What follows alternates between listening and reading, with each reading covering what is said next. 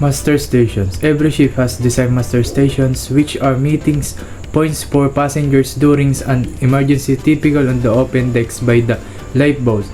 They are usually organized by proximity to cabin locations, and the crew keeps a records of all names assigned to the master stations so they can take a roll call and ensures everyone is accounted for. Cruise ships must master drills usual calls for passengers to meet at their master stations.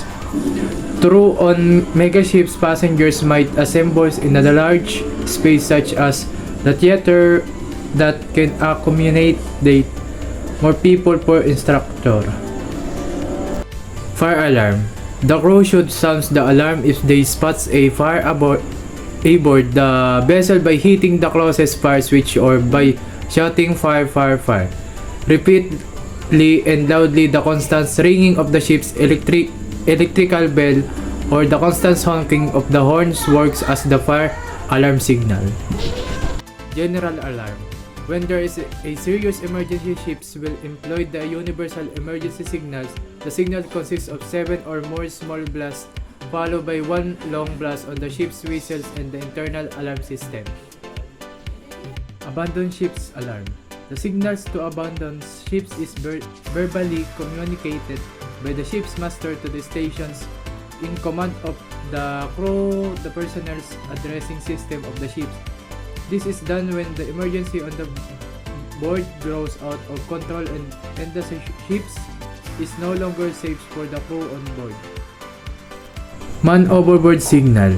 There have been several instances where a member of the ship's crew or guest fell into the water during row seas. The ship's man overboard warning signal is triggered when someone falls overboard. CO2 alarm, a fixed firefighting system that is installed in the ship's cargo area, also sounds a separate alarm when activated.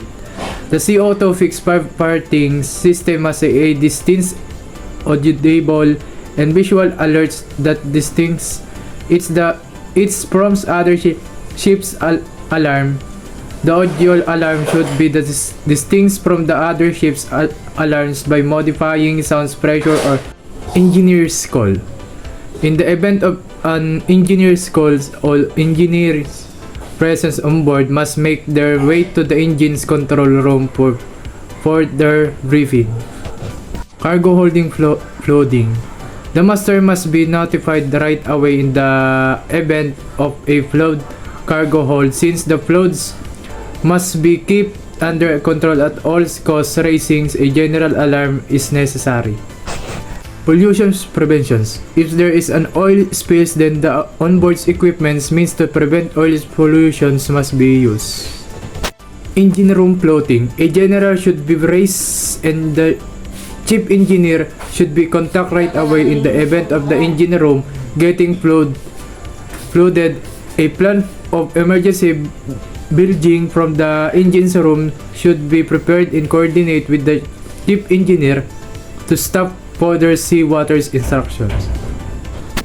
Importance of working emergency drills and procedures is essential to ensure safety in the event of an emergency. Emergencies can occur unexpectedly, and it's vital that all employees know what to do in such a situations.